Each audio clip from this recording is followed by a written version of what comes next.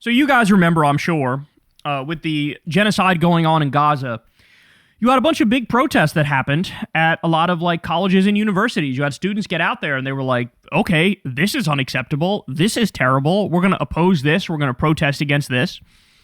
And then that led to this massive backlash and outcry over the rise in anti-Semitism on college campuses. And of course, I mean, they just made it up, right? They just made it up. These were anti-Zionist protesters, anti-genocide protesters, but they were smeared as if they were, you know, anti-Semites and just fully anti-Jewish. It was totally made up.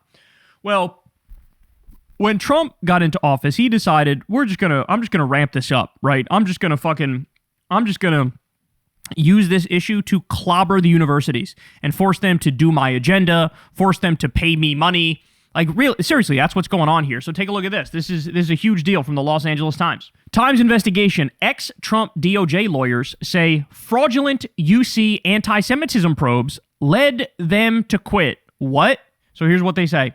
9 former Department of Justice attorneys assigned to investigate alleged anti-Semitism at the University of California described chaotic and rushed directives from the Trump administration and told the Times they felt pressured to conclude that campuses had violated the civil rights of Jewish students and staff.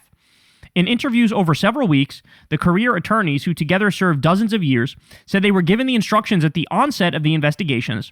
All 9 attorneys resigned during the course of their UC assignments, some concerned that they were being asked to violate ethical standards.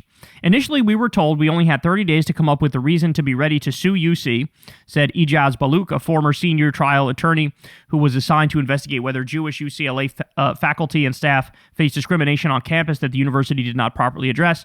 It shows just how unserious this exercise was. It was not about trying to find out what really happened. In spring 2024, increasingly tumultuous protests over Israel's war in Gaza racked UCLA. Jewish students and faculty reported broad-based perceptions of anti-Semitic and anti-Israel bias on campus. By the way, do not put those things together. It's anti-Semitic and anti-Israel. Okay, well, one of those things is okay and the other one isn't. Anti-Israel is okay and correct and based, and being anti-Semitic is the opposite. A UCLA anti-Semitism task force found a group later sued, charging the UCLA violated their civil rights and won millions of dollars in concessions in a settlement. What? Excuse you? So Trump's own Department of Justice and the lawyers are going, this was all fake, but also some students got fucking paid millions over this? Excuse you? UCLA avoided trial, but the suit, along with articles from conservative websites such as the Washington Free Beacon, formed a basis for UC investigations, the former DOJ lawyer said. UCLA came the closest to having possibly broken the law and how it responded or treated civil rights complaints from Jewish employees, Baluk said. We did have enough information from our investigation to warrant suing UCLA. We believe that such a lawsuit had significant weaknesses. To me, it's even clearer now that it became a fraudulent and sham investigation, another lawyer said. A DOJ spokesperson did not respond to a request for comment when it announced findings against UCLA in July. Assistant Attorney General Harmeet Dillon, the DOJ civil rights chief, said the campus failed to take timely and appropriate action in response to credible claims of harm and hostility on its campus. Dillon said there was a clear violation of our federal civil rights laws. Attorney General Pam Bondi said UCLA will pay a heavy price. The former DOJ attorney's description of their Trump administration work offers a rare view inside the government's UC probe. For months, university officials have said little publicly about their ongoing talks with the DOJ. Their strategy has been to tread cautiously and negotiate an out-of-court end to investigations and financial threats without further jeopardizing the $17.5 billion in federal funds UC receives. So do you see what's happening here? They take $17.5 billion in federal money, so they're incentivized to just give the government whatever the fuck they want. So when the government says, there's anti-Semitism that you didn't address properly, they go, okay, what would you like us to say? What would you like us to do? How much would you like us to pay? We'll do anything, just please keep giving us the $17.5 billion. So you see the terrible incentive structure? You got a bunch of fucking liars in the Trump regime, a bunch of liars trying to force through that UCLA was anti-Semitic and they didn't fucking address the concerns properly of their Jewish students. Totally made up. But now their money is threatened, their federal money is threatened, and Trump is trying to shake them down, and Trump is trying to force through the curriculum he wants using this as an excuse. It's unbelievable. Four attorneys said they were particularly troubled by two matters. First, they were asked to write up a J memo, a justification memorandum that explained why UC should face a lawsuit before we even know the facts, one attorney said. Then there was the PR campaign, the attorney said, referring to announcements beginning with the February 28, 2025 press release saying investigators would be visiting UCLA, UC Berkeley, USC, and 7 other universities nationwide because the campuses have experienced anti-Semitic incidents since October 2023. Never before in my time across multiple presidential administrations did we send out press releases essentially saying workplaces or colleges were guilty of discrimination before finding out if they really were. The political appointees essentially determined the outcome almost before the investigation had even started. So understand what's happening here. And by the way, let's understand something, right? These are the same people who cried and whined and bitched and moaned about any concerns over racism and sexism, right? They shut the fuck up, it's fake, fucking snowflakes, it's made up, right? Here is, they are actually faking this shit, and there's no consequences. None whatsoever. Imagine under Joe Biden and Kamala Harris, they faked racism claims, right? They were going to withhold the $17.5 billion over that, and they were going to demand curriculum changes over that, and Biden was trying to get paid over that. Imagine. They used fake claims of racism to try to get their way. You would never hear the fucking end of it. But it turns out the anti-woke types are not so anti-woke. There's one issue where they're as woke can be, and it's anti-Semitism.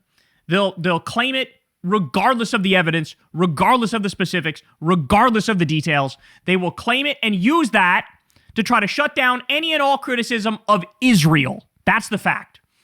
Trump is owned by Netanyahu and the Israel lobby. These Republicans are owned by Netanyahu and the Israel lobby. They will do the bidding of the Israel lobby no matter what. No matter what. And so they're using these bogus claims of anti-Semitism, and now we have multiple ex-Trump DOJ lawyers validating and verifying, oh yeah, these were just made-up claims. These were just made-up claims. We accused them, we declared them guilty before any even fact-finding mission, and turns out the claims were totally bogus. So all of a sudden, all these like anti-woke people, Ben Shapiro is another great example of this, anti-woke when it comes to every other group, but super woke when it comes to one group, to the point where they're willing to literally make up claims of fake anti-Semitism. Again, and they're doing it to cover for Israel. That's the point, is they're trying to defend Israel's actions come hell or high water. That's the bottom line. And they've all been cheering and arming and funding a genocide for fucking years. And then what do? The best defense is a good offense. What they do is go on the offense and say, anybody who's against this is just an anti-Semite. Anybody who's against this just hates all Jews. And so they have fake cases of anti-Semitism on college campuses. And by the way, this was their whole basis of saying there's a massive surge and increase in anti-Semitism. This was their basis for that. So a couple pro-Palestine protesters, anti-genocide protesters, saying things like free Palestine or from the river to the sea. They look at that and they go, that's anti-Semitism. The ADL adds that in their anti-Semitism statistics. If you say free Palestine or from the river to the sea, or you say Israel's committing a genocide, or you compare Netanyahu to Hitler or to the Nazis, they say that's anti-Semitic. They count that as anti-Semitic. Then they go, there's a 400% increase in anti-Semitism. Totally fucking made up. Totally made up. Well, now we know. Now, Trump's own DOJ lawyers are going, they made this up and they ran with it to try to get their fucking way. To try to withhold the money, to try to shake them down, to try to change the fucking curriculum, to try to, go on the offense to block the people who are trying to stop us from funding Israel. That's what this is. But again, you won't hear any expose on the right about this. You won't hear it. They won't talk about it. Again, just for one more time, let me make this point. Imagine Joe Biden did fake claims of racism and accused these colleges of being guilty. Fake claims of racism. The right would never shut the fuck up about it. Ever. Here we have fake claims of anti-Semitism, and everybody's acting like nothing happened. Well, actually, that's true. Nothing did happen, as in there were no anti-Semitic incidents. So, yeah, there's that. But they made a big deal over absolutely nothing to try to protect Israel. Withhold the money, shake them down, change the fucking curriculum.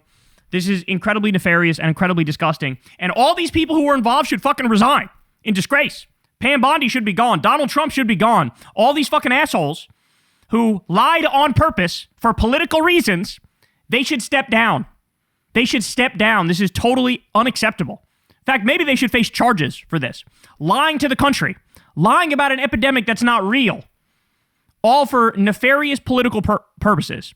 It's so clear what went down here. It's absolutely disgusting, and these people should be ashamed of themselves. Hey y'all, do me a favor and like and subscribe. It helps out big time in the algorithm.